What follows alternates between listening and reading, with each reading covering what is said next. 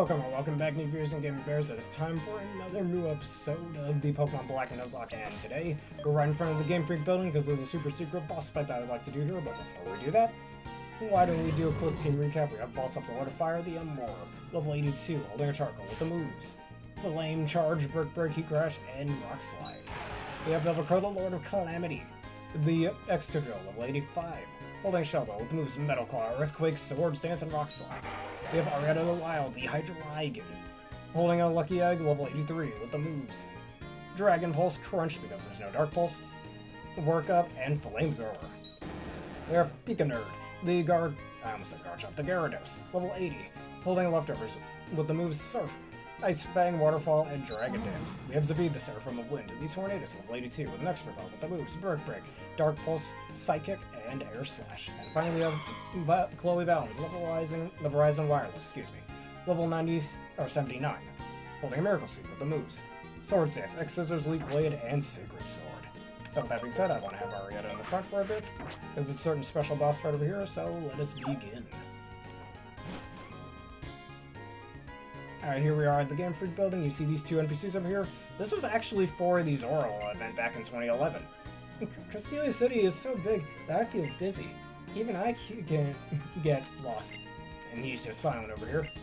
These two are quite nice, aren't they? Well, apparently she's reading to him or something, and he's flustered about it. I don't blame him, to be honest with you. But yeah, this is how you got Zoro back in when this game first came out back in 2011. I remember I saw it in my copy of Pokemon Gold Soul Silver back in 2011. I was only about 8-9 years old at the time.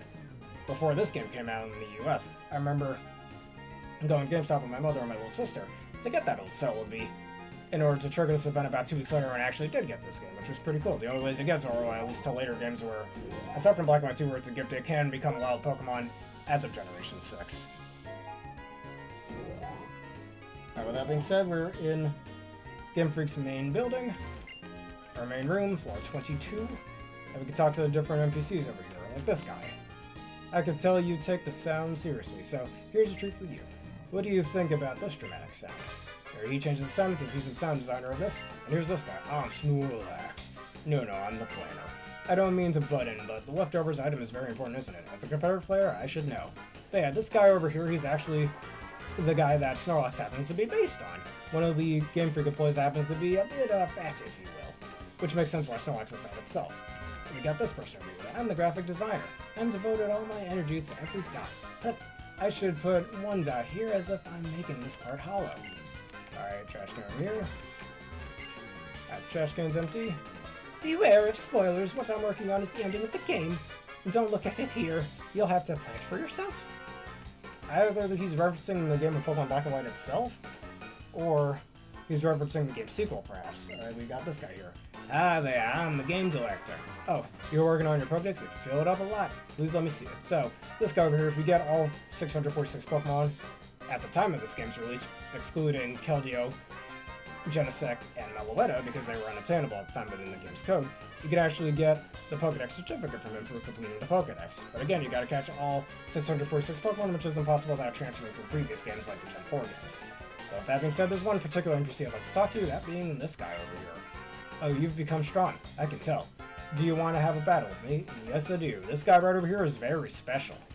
Him having a unique overworld sprite, but then an in-battle sprite, he uses the veteran in-battle sprite. So you cannot battle this guy until you've beaten the Elite Four and the champion. Well, let's begin. But you'll see who it is in just a second. Because it's the man, the myth, the legend himself, the man who created Pokemon, Miyamoto, or Shigeru Miyamoto, just with the name Game Freak Miyamoto. Sending out a Lightbird. His team kinda sucks. The game considers him to be the strongest trainer in the game, which is Boost. There's two other trainers that I think are a bit better than him, and we'll get to those in later episodes. But his team is literally just consisting of Pokemon that are found in like that 3 and not Wayward Cave, that's a different cave, and Wellspring Cave. So he starts off with his Lightbird. I will use Fake Out. He uses Fake Out, whatever. Did I say I will use Fake Out? Oh, come on, don't play me. Whatever. We'll use Work Up, get our stats up. I think we'll use Work Up about 3-4 times. Alright, its other movesets are just Night Slash, Sucker Punch, and Grass Knot, which kinda sucks.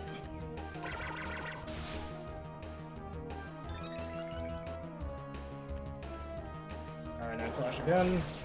Trying to fish for those crits. Alright, even if it crits, it won't do that much, so I got room to do another workup, and if it doesn't crit, I'll use workup one last time, and yeah, this guy's pretty much cooked from here. Yeah, this team does kind of suck, though. Like, he had better options he could have used, and just doesn't use them. Alright, one last workup, and yeah, this guy's team is screwed. Alright, we're at +3, or +4 on both attack and special attack. Alright, that was a really bad crit, but defaults. Think I'm losing Arietta? Hell no.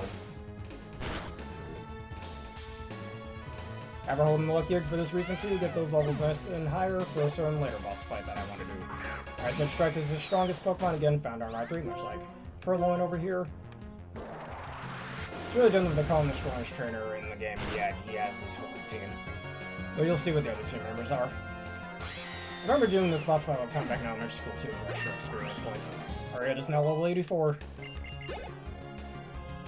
Alright, Swoobat, Pokemon found in Wellspring Cave, as I mentioned earlier, and Crunch. 3 times the power along with 6 times power because super effective.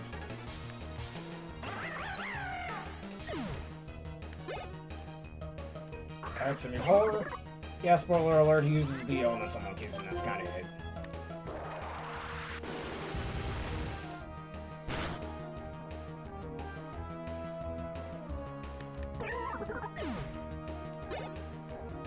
Alright, Semi-Seer is next.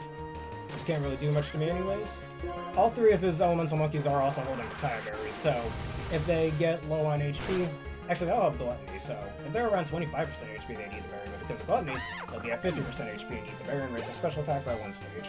Which really isn't that good, honestly, but whatever. At least he's got a strategy on it. And Flamethrower to take out the Semi-Sage. Goodbye. And all of them have base 98 special attack, so it's a decently useful item for them. Pairing it with Gluttony as well. That would have paired it with their hidden abilities instead, but there was no legitimate way to... after all, I am the strongest and greatest. Just kidding. Yeah, he was just kidding. Even the game recognizes that he was just... that's clearly not true. You think about battles very thoroughly. I lost, but I learned a lot from you. Besides, it was fun.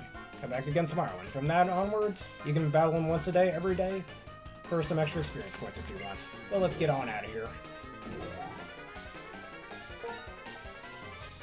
Alright, we are going to go to Lacanasa Town once again, because there's a new area that I'd like to go to. Alright, let's go back over here, get my Unova so we can fly over there. That is the area we shall deal with in the next episode.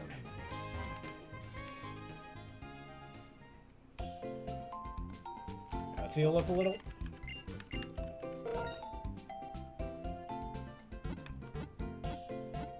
Now, like I was mentioning before with their hidden abilities, being of the starter abilities, you know, Blaze, Overgrow, and Torrent. Well, since outside of the Dream World in this game, there's no legitimate way to get those. Which I don't think there's a legitimate way to get the Elemental Monkeys with those abilities until Gen 6. But whatever. I mean, if you just want to use those abilities, I just say use the starters. They have better typings. Well, sometimes they have better typings. They have better stats overall, better movables, yada yada, you get the gist. And why people really don't like the Elemental Monkeys. Very understandable, honestly.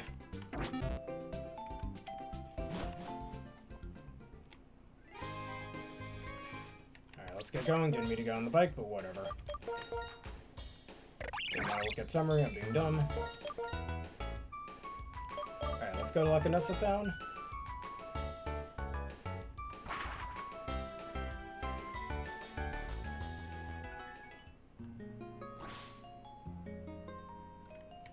Alright, biking over here.